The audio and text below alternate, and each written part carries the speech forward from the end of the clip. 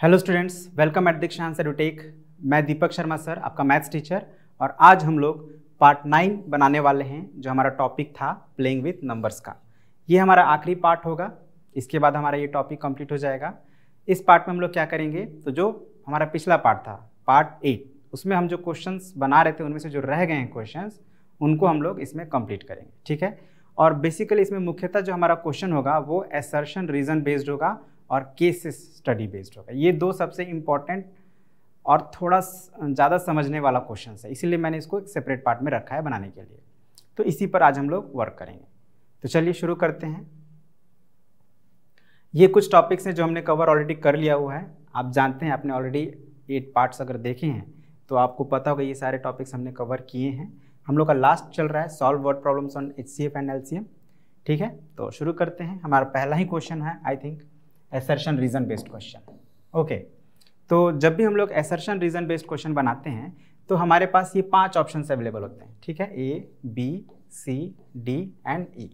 ये 5 ऑप्शंस में ही कोई ऑप्शन जो होता है वो हमारा करेक्ट ऑप्शन होता है। ये जो हमारा असर्शन रीजन स्टेटमेंट है उससे रिलेटेड। तो अब ये असर्शन और रीजन स्टेटमेंट क्या होता है, तो असर्शन स्टेटमेंट और रीजन स्टेटमेंट ये नॉर्मल स्टेटमेंट ही होते हैं। ये मैथमेटिकल स्टेटमेंट होते हैं, मैथमेटिकल एक्सप्रेशन के फॉर्म में होते हैं। ठीक है, बस हमें ये चेक करना होता है क्या ये सही है या नहीं। और सेकंड चीज़ ये सही करना होता है कि रीज़न जो गिवन, रीज़न आप जानते हैं कारण, कोई भी काम आप करते हैं तो उसके पीछे कोई कारण होता है, या कोई काम होता है तो उसके पीछे भी एक रीज़न होता है। तो बस हमें ये चेक करना है कि क्या जो रीज़न दिया हुआ है वो जो हमारा असर्शन स्टेटमेंट का मतलब एक्सप्लेनेशन करेक्ट दे रहा है या नहीं।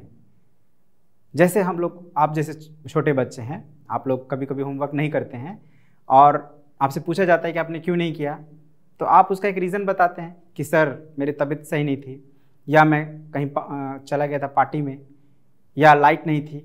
इस तरह का आप रीज़न देते हैं। तो बस अब हमें यही चेक करना है कि वो जो आप रीज़न जैसे वहाँ पे देते हैं तो हम लोग वहाँ पे चेक तो नहीं कर पाते हैं, लेकिन हाँ आपकी बातों से थोड़ा बहुत हमें अंदाज़ा मिल जाता है, वो एक अलग मैटर है। बट यहाँ हमें चेक करना पड़ेगा मैथमेटिकल कॉन्सेप्ट्स, और जो अब तक आपने सीखा है मैथमेटिक्स में उनको यूज़ करके चेक करना है कि क्या जो रीज़न है वो करेक्ट रीज़न है या नहीं। या पहले तो चीज़ चेक करना है कि वो स्टेटमेंट सही है या नहीं। उसी के बेस पे हम लोग को इन 5 में से कोई एक आंसर देना है। तो चलिए एक बार समझ लेते हैं कि हमारा आंसर A कब होगा, B कब होगा, C कब होगा, D कब होगा और E कब होगा। तो A तब होता है जब हमारा दोनों स्टेटमेंट आपने पाया कि करेक्ट है ना। असर्शन A जो दिया है वो भी करेक्ट स्टेटमेंट है, और असर्शन B जो दिया वो भी आपने पाया कि वो भी करेक्ट स्टेटमेंट है।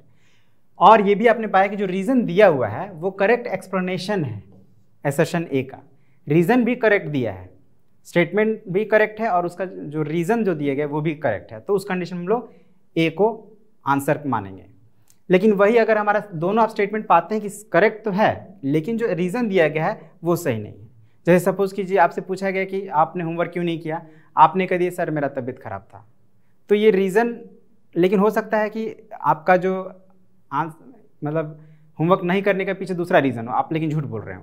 आपने होमवर्क नहीं किया ये सही है, लेकिन क्यों नहीं किया उसके पीछे के जो आपने रीज़न दिया हो सकता है मे भी गलत हो, है ना। हो सकता है आप टीवी देखने लग गए हों, आपका मनपसंद सीरियल था, आप उसको देखने लग गए और आप होमवर्क नहीं किए, लेकिन आप झूठ बोल रहे हैं कि मैं तबीयत मेरा सही नहीं था इसलिए मैंने नहीं किया। तो ये क्या है कि ये झूठा मतलब रीज़न ही गलत है। या ये भी हो सकता है कि आपका तबीयत सच में सही नहीं था, लेकिन आप इसलिए होमवर्क नहीं किए क्योंकि आपको कोई और काम करना था। ये भी हो सकता है, कई बार थोड़ा बहुत तबीयत खराब होता है, हम कर पाते हैं अपने काम को, लेकिन एक बहाना हो जाता है कि चलो भाई तबीयत खराब है तो नहीं करेंगे। तो ये क्या हो गया कि आपने तबीयत खराब होने का एक मतलब मिसयूज़ किया। ओके, तो बी ऑप्शन हम लोग कब सेलेक्ट करेंगे, जब हमारा असर्शन A और रीज़न R दोनों एक स्टेटमेंट अगर देखा जाए तो वो करेक्ट है, लेकिन रीज़न R जो है वो हमारे असर्शन A को करेक्ट एक्सप्लेन नहीं कर रहा है। ठीक है ना। तो उस सिचुएशन में हम लोग B को सेलेक्ट करेंगे आंसर। C को कब करेंगे, तो जब हमारा A तो करेक्ट स्टेटमेंट है लेकिन रीज़न R जो है वो रॉन्ग स्टेटमेंट है, तो C को करेंगे। मतलब यहाँ पे जब रीज़न स्टेटमेंट ही रॉन्ग हो गया तो फिर करेक्ट एक्सप्लेनेशन होने का कोई चांस ही नहीं है। तो इसीलिए हम लोग उस कंडीशन में C को सेलेक्ट करेंगे। और D कब करेंगे, जब हमारा असर्शन A ही रॉन्ग है ना। रीज़न जो है वो करेक्ट है अपनी जगह पे, लेकिन स्टेटमेंट A ही मतलब असर्शन ही रॉन्ग है, तो उस सिचुएशन में हम लोग D को सेलेक्ट करेंगे। और both assertion A and R, अगर दोनों ही यहाँ पे एक चीज मिसिंग है, आर रॉन्ग स्टेटमेंट्स।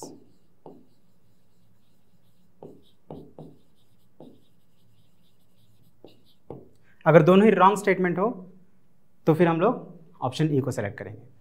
वैसे इस टॉपिक पे मैंने बहुत ही डिटेल में प्रीवियस लेसन में मैंने एक्सप्लेन किया है, एक बार आप उनको ज़रूर देखें, ठीक है। अभी तो मैंने ब्रीफली एक्सप्लेन किया है, उस पर मैंने बहुत ही डिटेल में इस टॉपिक्स को एक्सप्लेन किया है। तो वहाँ से आपको अगर थोड़ा भी डाउट्स है असर्शन रीजन बेस्ड क्वेश्चन में तो वहाँ से आपको क्लियर हो जाएगा। अभी फिलहाल हम लोग जब इसको सॉल्व करेंगे तो धीरे धीरे और आपको क्लियर होगा।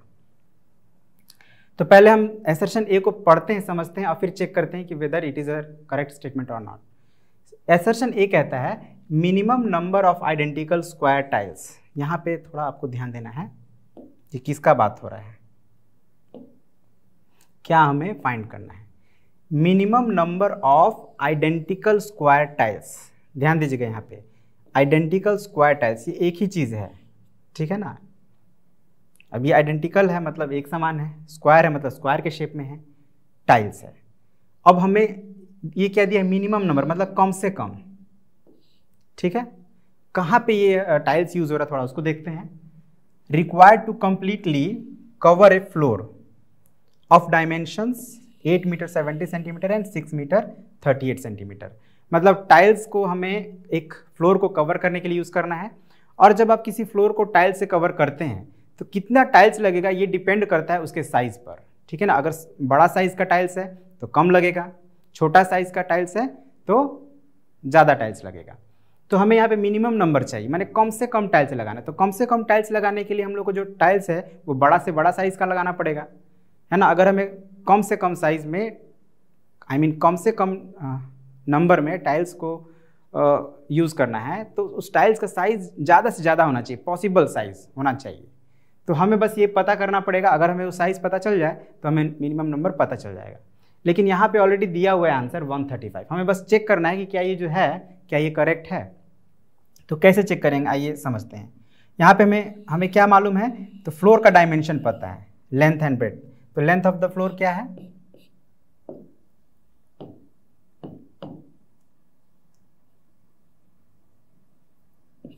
लेंथ ऑफ द फ्लोर हमारा है 8 मीटर 70 सेंटीमीटर। अब इसको हम लोग एक यूनिट में अगर कन्वर्ट कर लें तो 870 सेंटीमीटर हो जाएगा। अब ब्रेड्थ क्या है 6 मीटर 38 सेंटीमीटर, और इसको अगर एक यूनिट में कन्वर्ट करती हो जाएगा 638 सेंटीमीटर। ओके, क्वेश्चन में हमें दिया है कि 165 कम से कम 165 टाइल्स लगेंगे तब जाके ये फ्लोर जो डायमेंशन दिया है वो कवर हो पाएगा। लेकिन हम लोग अब अपने तरीके से निकालेंगे, ठीक है ना। हम लोग को अपने तरीके से निकालना है कि क्या 165 आ रहा है, तभी हम चेक कर पाएंगे कि ये करेक्ट है या नहीं। तो हम लोग अभी मानते हैं कि हमें नंबर नहीं पता है, तो कॉन्सेप्ट क्या है, कैसे हम लोग निकाल सकते हैं। तो जैसे कि मैंने बताया कि minimum number of tiles use करने के लिए हम लोग को उस टाइल्स का मैक्सिमम साइज़ लेना पड़ेगा। तो मैक्सिमम साइज़ यानी ग्रेटेस्ट पॉसिबल साइज़ लेना पड़ेगा। और उसके लिए पॉसिबल वो हम कैसे निकाल सकते हैं, तो उसके लिए हम लोग को HCF निकालना पड़ेगा। मतलब एक ऐसा नंबर जो लेंथ को भी डिवाइड कर दे और ब्रेड्थ को भी डिवाइड कर दे। क्योंकि अगर आप लेंथ के साइड से आप उसको बिछा रहे हैं तो वो लेंथ को भी पूरा पूरा कवर करना चाहिए, और ब्रेड्थ की तरफ से बिछा रहे तो ब्रेड्थ को भी पूरा पूरा कवर करना चाहिए, तभी वो होल नंबर्स में आप टाइल्स को बिछा सकते हैं, है ना। अगर ब्रेड्थ को डिवाइड नहीं करता है तो फिर ब्रेक करना पड़ेगा, काटना पड़ेगा, तो वो हमें नहीं करना है। तो हमें ये सिचुएशन में क्या निकालना चाहिए, तो आप याद करिए इस सिचुएशन में हम लोग हमेशा HCF निकालते हैं। मतलब ग्रेटेस्ट पॉसिबल नंबर क्या होता है, जो दोनों को डिवाइड करे वो HCF होता है। तो हम लोग इस लेंथ और ब्रेड्थ का HCF निकालेंगे सबसे पहला काम। हम लोग चलते हैं नेक्स्ट पेज पे। हमारा यहाँ पे लेंथ कितना था 870 सेंटीमीटर और ब्रेड्थ था 638 सेंटीमीटर।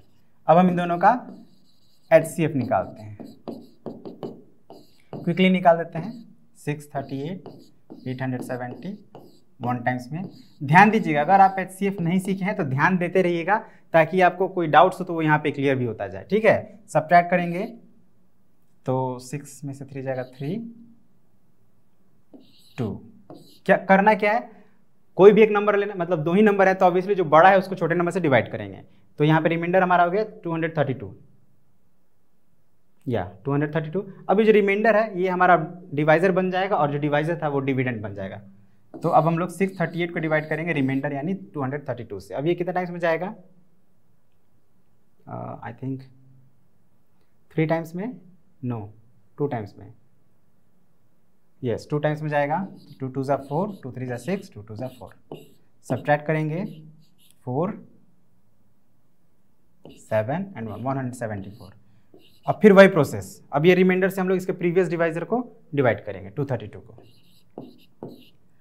तो ये 1 टाइम्स में जाएगा, डेफिनेटली 1 टाइम्स में ही जा रहा है।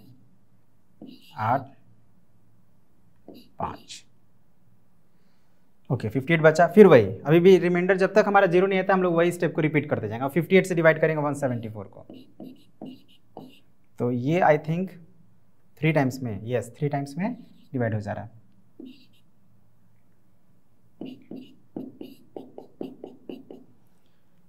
मतलब 58 जो है हमारा लास्ट डिवाइजर है और जो लास्ट डिवाइजर होता है वही हमारा एचसीएफ होता है। मतलब एचसीएफ कितना आ गया? 58।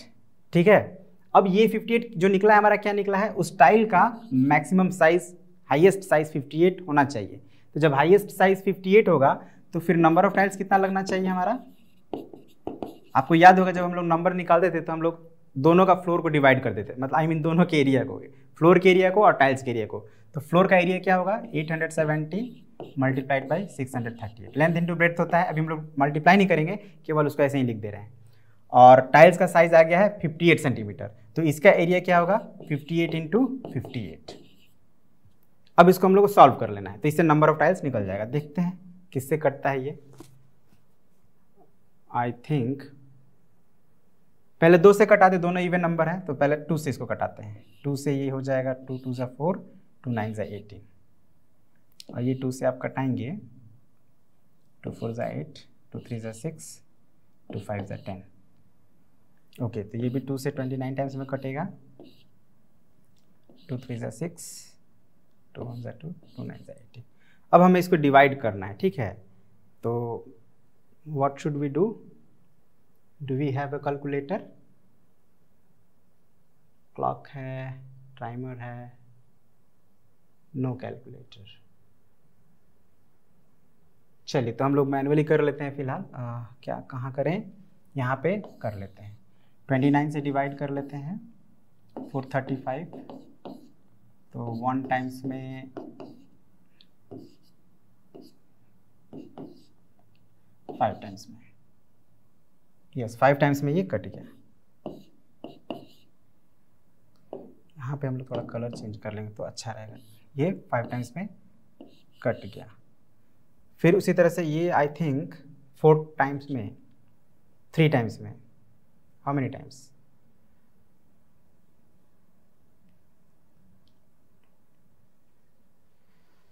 This should be divisible by 319।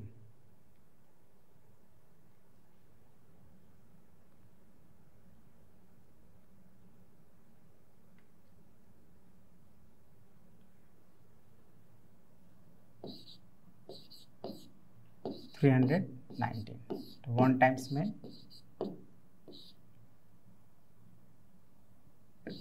Yes 11 times में ये कट रहा है।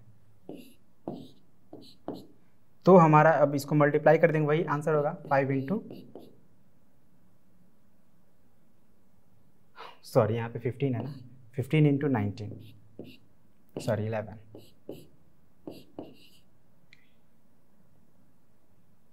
165।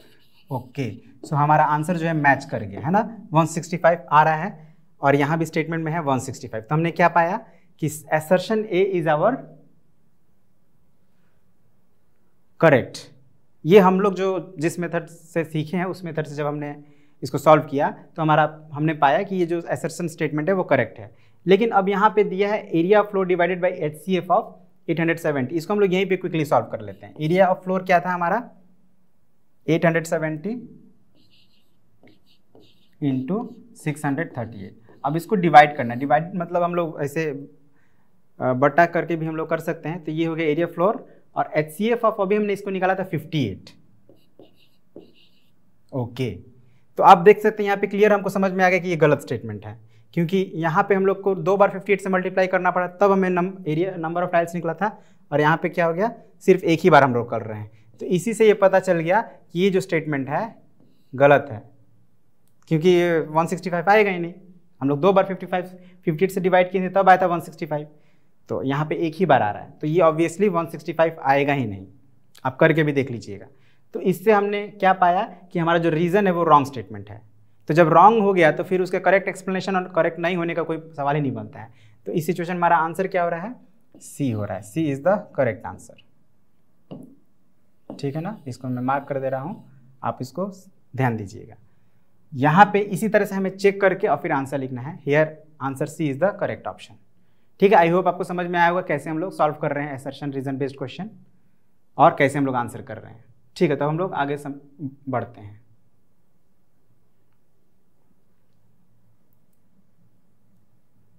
तो आगे हमारा केस बेस्ड क्वेश्चंस। तो केस बेस्ड क्वेश्चन समझ लीजिए जैसे आप लोग का इंग्लिश में कॉम्प्रिहेंशन होता है, एक पैसेज है उसको पढ़ना है और फिर उसके हिसाब से क्वेश्चन का आंसर करना है। तो यहाँ भी एक पैसेज दिया हुआ है यहाँ से यहाँ तक, इसको पढ़कर हम लोग कुछ क्वेश्चंस हैं उनका आंसर करेंगे। तो पैसेज क्या है हमारा, a juice merchant imported 3 different types of juice. ठीक है ना, इम्पोर्ट किया है, जूस मर्चेंट मतलब जूस का व्यापारी है, वो जूस खरीदता है और बेचता है। तो इम्पोर्ट करके मतलब दूसरे देश से मंगाकर, है ना, इम्पोर्ट करना मतलब दूसरे देश से खरीदना या मंगाना। तो 3 तरह का वो जूस खरीदता है, कहाँ से, स्पेन से। स्पेन एक कंट्री है। तो उसने क्या किया कि टाइप ए, 3 तरह के जूस हैं, एक टाइप ए, एक टाइप बी और एक टाइप सी। तो टाइप ए जूस है वो है 4030 लीटर और टाइप बी है 4340 लीटर और टाइप सी है 4650 लीटर। अब for storing and packaging this juice in jars, अब वो जब इंपोर्ट कराया तो जिस कंटेनर में वो इंपोर्ट कराया वो एक बड़े बड़े कंटेनर होते हैं, बड़े बड़े कंटेनर्स में तो वो सेल नहीं करेगा, फिर उसको क्या करना है, छोटे छोटे कंटेनर्स में रीपैकेजिंग कराना पड़ेगा उसको, ताकि वो जो रिटेलर्स हैं उनको वो बेच सके, है ना, और वो रिटेलर फिर कस्टमर को बेचेंगे। तो उसको क्या क्या चाहिए, जार्स चाहिए और उन जार्स को रखने के लिए भी एक जगह चाहिए। तो वो क्या किया कि he also constructed a warehouse. Warehouse का मतलब गोदाम होता है, आपने सुना होगा अक्सर। और उस गोदाम का जो डायमेंशन है मतलब जो साइज है वो है 16.58 मीटर एंड 8.32 मीटर। अब ये सारे डिटेल्स दिए हुए हैं इस पैसेज में, हमें इन डिटेल्स के बेस पे जो क्वेश्चंस दिए उनका आंसर करना है। ठीक है, तो पहला क्वेश्चन क्या है हमारा, what is the minimum possible capacity of a jar in which different types of juice can be filled without mixing juices of different types. Minimum possible capacity, ठीक है ना, जार का मिनिमम कितना पॉसिबल कैपेसिटी होना चाहिए ताकि ये जो टाइप ए, टाइप बी और टाइप सी के जूस हैं उनको जब पैक किया जाए तो मिक्स करने की जरूरत ना पड़े, है ना, मतलब समझ लीजिए कि वो डिवाइड हो जाए पूरा। मतलब एक ऐसा कैपेसिटी ऑफ जार चाहिए जो इसको भी डिवाइड कर दे, इसको भी डिवाइड कर दे और इसको भी डिवाइड कर दे। और नंबर क्या होना चाहिए, मिनिमम होना चाहिए। तो देखिए यहाँ भी समझिएगा, मिनिमम नंबर कब होगा, जब हम लोग हाईएस्ट पॉसिबल नंबर लेंगे, है ना।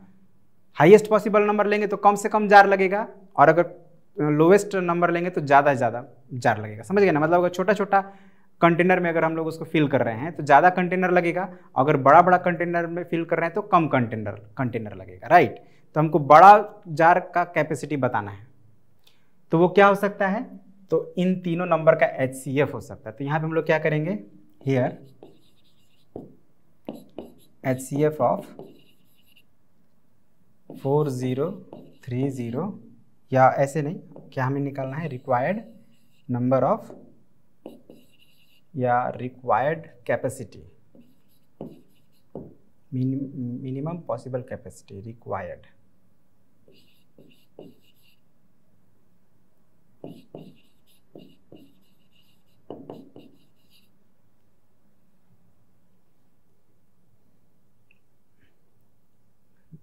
Required capacity of the jar. यहाँ पे एक छोटा सा मिस्टेक है, उस चीज़ को हम लोग समझ लेते हैं। वही मुझे डाउट भी हो रहा था एक्चुअली कि ये मिनिमम यहाँ पे ऐसा क्यों है। तो मिनिमम नहीं, यहाँ पे मैक्सिमम होना चाहिए, ठीक है। अब मैक्सिमम मैं क्यों कह रहा हूँ, क्योंकि हमें नंबर ऑफ जार्स नहीं बताना है, जार का मैक्सिमम कैपेसिटी बताना है। यहाँ पे कहीं जार का नंबर नहीं लिखा है, ठीक है। Possible capacity of a jar बताना है। अभी जो हमने थोड़ी देर पहले बताया था, ध्यान दीजिएगा, यहाँ पे हमें क्या था, minimum number of identical square tiles, मतलब नंबर बताना था। यहाँ पे नंबर तो नहीं बताना है कितने जार्स लग रहे हैं, उसका कैपेसिटी बताना है। ठीक है, तो ये एक चीज़ हमको थोड़ा डाउट हुआ, इसलिए मैंने टाइम लेकर इसको करेक्ट किया। तो ये मैक्सिमम होना चाहिए, ये बात याद रखिएगा। हम लोग जो सॉल्व कर रहे हैं वो मैक्सिमम के बेस पे सॉल्व कर रहे हैं। तो what is the maximum possible capacity of a jar in which different types of juice can be filled without mixing juices of different types. तो अब यहाँ पे जब हम लोग को मैक्सिमम पॉसिबल कैपेसिटी बताना है तो हमें HCF निकालना है। तो ऑब्वियसली हमें समझ में आ रहा है required capacity of the jar is equal to HCF of 4030, 4340 and 4650। अब यहाँ पे एक बात ध्यान दीजिएगा, ये तीनों जो कैपेसिटीज हैं लीटर्स में सेम यूनिट में है, इसीलिए हम लोग मतलब इजीली उसका सिंपली HCF निकाल लेना है। तो आप जब इसका HCF निकालेंगे तो वो आएगा आपका 310, तो यही आंसर है 310 लीटर। अब HCF मैं नहीं निकाल रहा हूँ, ये आप निकालेंगे खुद से। ठीक है, हम लोग बहुत सारा HCF निकालना सीखे, तो आप भी इसका HCF निकाल लेंगे। अब हम लोग नेक्स्ट क्वेश्चन समझते हैं। Find the least number of total jar of equal size in which juices of different types can be filled without mixing. कम से कम कितना हम लोग को जार खरीदना पड़ेगा जिससे कि कम से कम कितना हम लोग को find the least number of total jar of equal size, same size का, in which juices of different types can be filled without mixing. तो अभी हमने जैसे यहाँ पे निकाला, अभी जस्ट उसी पर बेस्ड क्वेश्चन है ये। हमने यहाँ पे निकाला कि जो मैक्सिमम पॉसिबल कैपेसिटी जो जार का होगा वो होगा 310 लीटर। ठीक है, तो अब एक जार में 310 लीटर हम लोग जूस फिल करेंगे, तो इस तरह से ये जो टोटल हमारा जूस है उसको भरने के लिए कितना जार लगेगा यही हमें बताना है। तो क्या करेंगे, पहले तो हम लोग यहाँ पे लिख लेते हैं here total amount of juice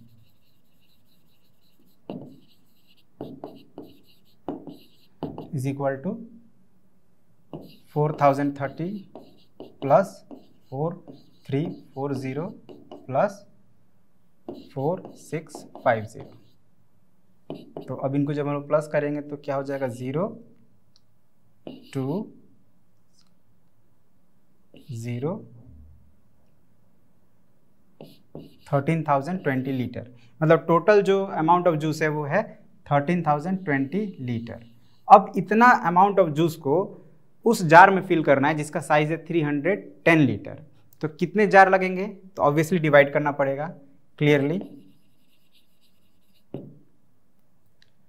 required number of jars,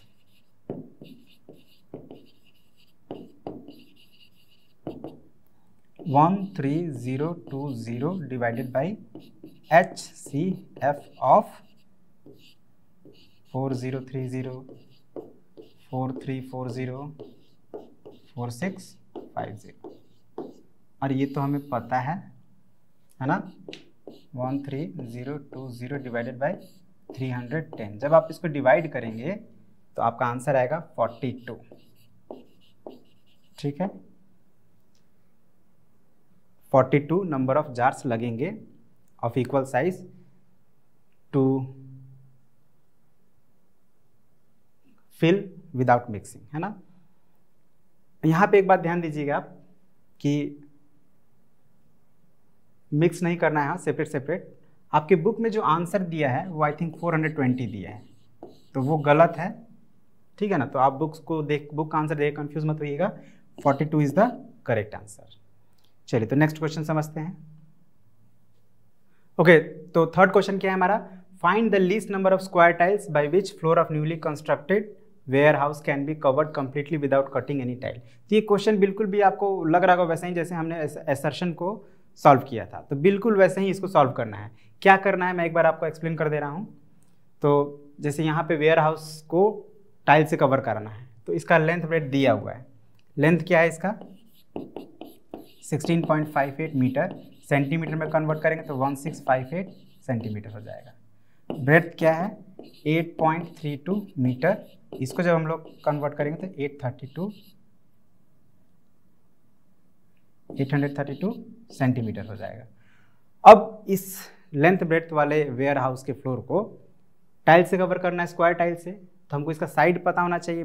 side क्या होगा, साइड मैक्सिमम होगा तो नंबर ऑफ टाइल्स लीस्ट होगा। जितना बड़ा साइज का लेंगे, अभी मैंने एक्सप्लेन किया था आपको, तो हमको क्या करना है, स्क्वायर का साइड निकालना है। उसके लिए हम लोग उसका HCF निकालेंगे। तो साइड ऑफ द स्क्वायर क्या हो जाएगा, side of the square tiles is equal to HCF निकाल लेंगे, HCF ऑफ 1658 एंड 832। तो ये आप निकालेंगे। जब HCF निकल जाएगा आपका, जो भी वैल्यू आएगा वही उस स्क्वायर टाइल्स का साइड हो जाएगा, है ना। फिर आप क्या करेंगे, तो स्क्वायर टाइल्स का जब साइड आपको पता चल जाएगा तो उसका एरिया निकल जाएगा, और इसका एरिया आपको लेंथ इंटू ब्रेड्थ कर देंगे तो इसका एरिया निकल जाएगा। दोनों को भाग दे देंगे तो हमारा हो जाएगा the least number of square tiles. तो ये आप, आई थिंक इसका 2 आना चाहिए। ये आंसर भी यहाँ पे दिया हुआ है, आप मैच कर लीजिएगा। बहुत सिंपल है, उसी स्टेप्स को फॉलो करना है, ये बन जाएगा। ठीक है ना, साइड हो गया। अब उसके बाद ओके, तो नेक्स्ट क्वेश्चन हम लोग समझ लेते हैं। Can the juice of all the 3 types be mixed and distributed equally among retail shops in exact multiple of litres. मतलब कह रहे हैं क्या हम लोग तीनों टाइप के जूस को मिक्स कर दें, तो मिक्स करेंगे तो टोटल क्वांटिटी कितना हो जाएगा, पहले वो निकाल लेते हैं। तो अभी हम लोग निकाले थे ना यहाँ पे थोड़ी देर पहले, ये जोड़े थे तो आया था 13020, तो 13020 लीटर हो रहा है टोटल क्वांटिटी। अब इस क्वांटिटी को 9 रिटेल शॉप में डिस्ट्रीब्यूट करना है इक्वल। तो उसके लिए आप क्या करेंगे, आप 9 से डिवाइड करेंगे ना, तो ना देखिए तो 9 से डिवाइड हो जा रहा है ये 13020/9। जब आप 9 से इसको डिवाइड करेंगे तो यू विल गेट, अच्छा 9 से डिविजिबिलिटी का क्या टेस्ट है कि हम इस सभी डिजिट्स को ऐड करते हैं, तो ऐड करने पर 9 से डिविजिबल होना चाहिए। तो आप देख सकते हैं 3 1 4 2 6 ही हो रहा है, तो ये डिविजिबल ही नहीं है, नॉट डिविजिबल बाय 9।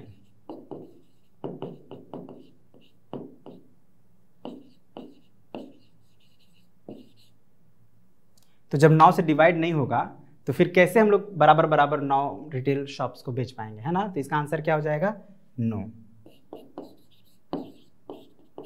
ठीक है, तो इसी तरह चेक करके आपको 9 आंसर कर देना है। तो इस तरह से हमारा केस बेस्ड क्वेश्चन है वो भी कंप्लीट हो गया। और कुछ क्वेश्चंस और है जो मैं आपको एक्सप्लेन कर देना चाहता हूं, बस आप उसको खुद बना लेंगे। ठीक है ना, यहाँ पे मैंने दे दिया है। तो देखिए, सोबती है सम पिक्चर, सोबती कोई लड़की है, उसके पास कुछ पिक्चर्स हैं। वो क्या करती है, उन पिक्चर्स को अपने स्क्रैप बुक अभी बनाती होंगे अक्सर, जिनमें आप कुछ पिक्चर्स पेस्ट करके उनको बनाते हैं। तो वो 4, 12 या 18 के रोज में चिपकाती है। इस हिसाब से चिपकाती है कि कोई भी उसका पिक्चर बचता नहीं है। मतलब अगर 4 के रो में चिपकाती है तो भी उसका सारा रो कंप्लीट हो जाता है 4 नंबर से। अगर 12 का रो बनाती है तो भी सारा रो उसका कंप्लीट होता है, कोई भी बचता नहीं है उसमें। और 18 अगर एक रो में 18 पिक्चर करके चिपकाती तो भी उसका टोटल रो 18 से भर जाता है, खाली नहीं रहता ना, एक्स्ट्रा बचता है। तो ये हमको बताना है कि what is the least possible number of pictures she has. आखिर उसके पास कितना पिक्चर है कि तीनों ही सिचुएशन में उसको पिक्चर बच नहीं रहा है। तो ऑब्वियसली यहाँ पे आपको एलसीएम निकालना है इसका। ठीक है, एलसीएम आप निकालेंगे तो 36 आएगा, है ना, लेकिन आपके बुक में है 72। तो 72 भी करेक्ट आंसर है, लेकिन लीस्ट नहीं है। 36 2 72 होता है, तो अगर 72 होगा तो भी क्योंकि ये 72 इन सभी का मल्टीपल है, तो जब 36 हो सकता है तो 72 भी हो सकता है, ये भी करेक्ट है, लेकिन ये लीस्ट है, इसीलिए आई थिंक 36 आपको आंसर देना है, 72 नहीं देना है, क्योंकि क्वेश्चन में यहाँ पे क्या लिखा है, लीस्ट पॉसिबल नंबर, है ना। सबसे छोटा कितना नंबर हो सकता है जिसको ये उसका पेस्ट करने के बाद भी कोई पिक्चर बचता नहीं है उसके पास। ठीक है, फिर ये question number 12, 3 person A B and C practising for keeping good health, है ना। मतलब अपना गुड हेल्थ को बनाने के लिए वो कुछ कर रहे हैं। क्या कर रहे हैं, तो दौड़ रहे हैं at the same time in the same direction, एक ही डायरेक्शन में। जैसे सपोज कीजिए ऑन ए सर्कुलर स्टेडियम, ये एक सर्कुलर स्टेडियम है, यहाँ पे एक ही जगह से ए बी और सी, ये तीनों एक ही डायरेक्शन में दौड़ना शुरू करते हैं। ठीक है, तीनों यहाँ से एक ही डायरेक्शन में से दौड़ रहे हैं। ए कंप्लीट्स अराउंड इन 252 सेकेंड्स। ए को इस पूरा एक चक्कर काटने में 252 सेकेंड लगता है। सिमिलरली बी को कितना लगता है 308 सेकेंड और सी को लगता है 198 सेकेंड। तो कह रहा है all starting at the same point at what time, मतलब तीनों जब एक चक्कर काटते हैं तो तीनों को अलग अलग यहाँ पे इतना समय लग रहा है। हमें क्या बताना है, after what time will they again reach the starting point, कितने समय बाद वो फिर से तीनों एक जगह मिलेंगे। देखिए इनको एक चक्कर कंप्लीट करने में समय जो अलग अलग लग रहा है, तो एक चक्कर काटेंगे तो वो मिलेंगे नहीं, कोई जल्दी आ जाएगा आके फिर निकल जाएगा, कोई बाद में आएगा, तो इस पॉइंट पे वो मिलेंगे नहीं। लेकिन एक समय ऐसा आएगा कि वो फिर से वो तीनों उसी पॉइंट पे आके मिल जाएंगे। तो वो कितने समय बाद आएगा यही हमें बताना है। तो हमें करना क्या है कि ये जो तीनों नंबर दिए गए हैं, इन तीनों नंबर का एलसीएम निकाल लेना है और जो नंबर आएगा उसको आप मिनट और सेकंड में कन्वर्ट कर देना है, जो कि हमने सीखा है ऑलरेडी। तो इसको आप खुद ट्राई करेंगे। और अगेन क्वेश्चन नंबर 3, तो ये भी एग्जैक्टली वैसा ही क्वेश्चन है। यहां भी आपको अवेलेबल इन पैकेट्स 9, 15 एंड 27। ये थोड़ा समझिए, थोड़ा सा डिफरेंट है, इसलिए मैं इसको फिर से एक्सप्लेन कर दे रहा हूँ अच्छे से। तो ये 3 तरह के कुकीज़ हैं, एक कुकीज़ ए है, एक कुकीज़ बी है और एक कुकीज़ सी है। तो कुकीज़ ए का जो पैकेट है उसमें 9 कुकीज़ हैं, बी में 15 है और सी में 27 है। हमें क्या कर रहे हैं कि if a shopkeeper wants to buy an equal number of cookies, अगर वो बराबर बराबर मात्रा में कुकीज़ खरीदना चाहता है, what is the minimum number of packets of each brand should he buy, कम से कम उसको हर एक ब्रांड का कितना पैकेट खरीदना पड़ेगा। जैसे अगर आप एक पैकेट खरीदते हैं ये वाला, तो आपको सिर्फ 9 कुकीज़ मिलेंगे, 2 पैकेट खरीदेंगे तो 15 मिलेंगे इसमें। और ये ए पैकेट खरीदते हैं आप एक नंबर का, फिर से समझिए, थोड़ा सा यहाँ पे मिस्टेक हो गया। अगर आप ए टाइप ऑफ कुकी का एक पैकेट खरीदते हैं तो आपको 9 कुकीज़ उसमें मिलेंगे। उसी तरह बी टाइप का कुकी अगर आप एक पैकेट खरीदते हैं तो आपको 15 कुकीज़ मिलेंगे। और अगर टाइप सी वाला कुकी अगर आप एक पैकेट खरीदते हैं तो आपको 27 कुकीज़ मिलेंगे। यानी अलग अलग नंबर हैं, लेकिन आपको अगर सेम नंबर ऑफ चाहिए तो कितने कितने पैकेट्स खरीदने पड़ेंगे ये हमें बताना है। तो सबसे पहले हम क्या करेंगे, फर्स्ट स्टेप में हम लोग क्या करेंगे, फाइंड एलसीएम ऑफ 9, 15, 27। तो ये आपका हो जाएगा 135। सेकेंड स्टेप में क्या करेंगे, इसको भी आप खुद बनाइएगा, मैं एक्सप्लेन कर दे रहा हूँ कि ये जो नंबर आया आपका 135, अब 135 आपको टाइप ए का चाहिए तो कितना पैकेट खरीदना पड़ेगा, तो 135/9 कितना हो जाएगा 15। मतलब ये जो टाइप ए है उसका आपको 15 पैकेट खरीदने पड़ेंगे। उसी तरह से जो टाइप बी है वो भी आपको 135 खरीदना है, लेकिन एक पैकेट में 15 होता है तो कितना पैकेट खरीदना पड़ेगा, 15 से डिवाइड कर देंगे तो यहाँ पे आपका हो जाएगा 9 पैकेट्स। और फिर उसी तरह से 27 से डिवाइड कर देंगे तो ये आपका हो जाएगा 5। मतलब टाइप ए का 15 पैकेट खरीदना पड़ेगा, टाइप बी का 9 पैकेट और टाइप सी का 5 पैकेट खरीदना पड़ेगा, तब जाके वो सभी इक्वल नंबर ऑफ कुकीज़ हो जाएंगे। आपके बुक में जो आंसर दिया है ध्यान दीजिएगा 135 दिया है, यानी वो एक ही आंसर दिया। इसमें 2 क्वेश्चन है, एक तो पहला कि कितना नंबर है, कितना नंबर मतलब कितना कितना खरीदना पड़ेगा, तो उसका आंसर 135 दिया है, ठीक है। बट हर एक पैकेट में कितना, मतलब हर एक टाइप को कितना कितना पैकेट खरीदना पड़ेगा, इसका आंसर नहीं दिया। तो उसका आंसर मैं आपको बता रहा हूँ यहाँ पे कि टाइप ए का जो कुकी है उसका 15 पैकेट खरीदना पड़ेगा, टाइप बी का 9 पैकेट और टाइप सी का 5 पैकेट। कैसे, तो डिवाइड करके। ओके, तो इसी के साथ हमारा ये जो क्वेश्चंस हैं वो भी कंप्लीट हो गया और हमारा ये टॉपिक भी कंप्लीट हो गया। तो मिलते हैं आपसे अगले वीडियो में एक अलग टॉपिक के साथ। Okay, thank you very much, have a nice day.